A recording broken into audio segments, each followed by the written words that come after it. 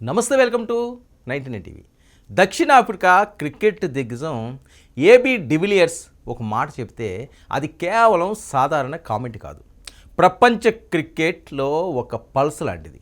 అలాంటి డివిలియర్స్ ఇప్పుడు టీమిండియాతో సంబంధం ఉన్న ఒక నిర్ణయంపై స్పష్టంగా స్పందించాడు. అతని మాటల్లో కొంత బాధ, ఆవేదన, మరికొంత ఆశ్చర్యం ఉంది. ముఖ్యంగా ఇది నిజం కూడా.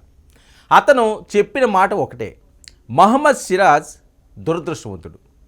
అంతే. ఈ వాక్యం బయటకు వచ్చిందంటే సోషల్ మీడియా నుంచి క్రికెట్ విశ్లేషకుల వరకు అందరూ వెంటనే ఇదే ప్రశ్న వేసుకున్నారు. ఎందుకు, ఎలా, ఏం తప్పు చేశాడు సిరాజ్? అసలు కదా ఇప్పుడు చూద్దాం. హైదరాబాదీ స్పెషల్ మహమ్మద్ సిరాజ్ మాజీ కెప్టెన్ అజారుద్దీన్ తర్వాత అంతర్జాతీయ క్రికెట్లో ప్రతిభను చాటి మంచి గుర్తింపు పొందుతున్న క్రికెటర్. కాలే కడుపుతో ప్రాక్టీస్ చేసి కడుపు నిండా భోజనం లేకుండా బౌలింగ్ అటాక్తో బ్యాటర్ల గుండెల్లో రైళ్లు పరిగెత్తించేవాడు. భారత క్రికెట్ జట్టులో ఎంట్రీ ఛాన్స్ దక్కించుకుని గత 2 ఏళ్లలో భారత్ ఫాస్ట్ బౌలింగ్ అటాక్లో కీలక ఆటగాడిగా ఎదిగాడు కూడా. ఆసియా కప్లో అతని స్పెల్ వర్షం పడినట్లు వికెట్లు కురిపించింది. ఐసీసీ వన్డే ర్యాంకింగ్లో వరల్డ్ నెంబర్ 1 పేసర్గా నిలిచిన సందర్భం కూడా క్రికెట్ అభిమానులకు ఇంకా గుర్తుంది. అలాంటి వాడిని T20 వరల్డ్ కప్ జట్టులో చూడలేకపోవడం చాలామందికి షాక్ ఇచ్చిందండి. ఇక డివిలియర్స్ కూడా అదే భావించాడు. తన యూట్యూబ్ ఛానల్లో మాట్లాడుతూ మహమ్మద్ సిరాజ్ ఎంతో శ్రమ తీసుకుని కష్టపడే బౌలర్, వన్డేల్లో స్థానం సంపాదించుకున్నాడు, కానీ T20 వరల్డ్ కప్లో చోటు రాలేదు.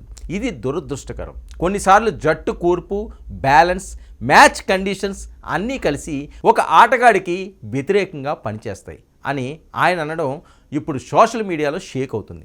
అతను సెలక్షన్ స్ట్రాటజీని కూడా స్పష్టంగా వివరించాడు. ఏంటా స్ట్రాటజీ, ఏం వివరించాడు?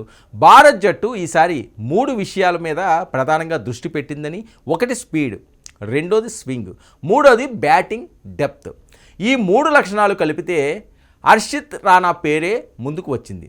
బూమ్రా అందరికీ తెలిసిన మాస్టర్. హర్షదీప్ డెత్ ఓవర్లో ప్రత్యేకంగా ఎదిగాడు. వారి తరువాత ఎవరు అనగానే బంతితో పాటు బ్యాట్తో కూడా రన్స్ చేయగలిగే కారణం హర్షిత్ రాణాకు సెలెక్టర్లను దగ్గరికి చేసిందా?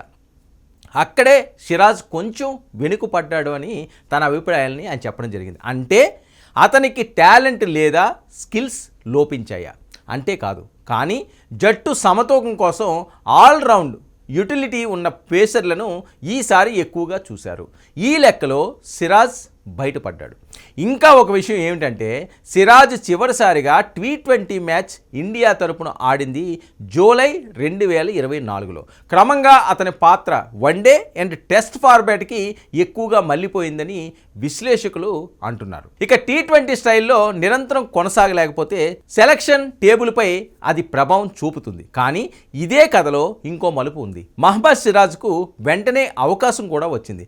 జనవరి 11న న్యూజిలాండ్తో ప్రారంభమవుతున్న వన్డే సిరీస్కు అతను భారత్ బౌలింగ్ను ముందుండి నడిపించనున్నాడు. ఇది అతనికి మరోసారి తానేంటో నిరూపించుకునే వేదిక. ఇక ఈ సిరాజ్ డివిలియర్స్ కాంబినేషన్కి ఐపీఎల్లో ఓ చరిత్ర ఉందనేది ప్రత్యేకం. రాయల్ ఛాలెంజర్స్ బెంగళూరు డ్రెస్ రూమ్లో ఇద్దరూ కలిసి ఎన్నో విజయాలు, ఎన్నో ఓటముల గురించి గంటల తరబడి చర్చించుకునేవారు. బరిలోకి దిగాక ఎలా ఆడాలో, ప్రత్యర్థులపై ఎలా పైచేయి సాధించాలన్న దానిపైనే ఎక్కువగా చర్చ సాగేదని డివిలియర్స్ మాటల్లో సిరాజ్పై ఉన్న అభిమానంతో పాటు నిజమైన అంచనా కూడా ఇప్పుడు కనిపిస్తుంది. ఇక ఆఖరికి T20 వరల్డ్ కప్ డోర్ ఈసారి మూసుకుపోయిన సిరాజ్ కెరీర్లో ఇది ఒక చిన్న విరామం మాత్రమే. అతను తిరిగి రావడానికి కావాల్సింది ఒక మ్యాచ్, ఒక స్పెల్, ఒక మూమెంట్ మాత్రమే చాలు. మళ్ళీ అతనిలోని ఫైర్ ప్రపంచానికి కనిపిస్తుంది. దానికోసం ప్రపంచ క్రికెట్ కూడా ఎదురు చూస్తుంది.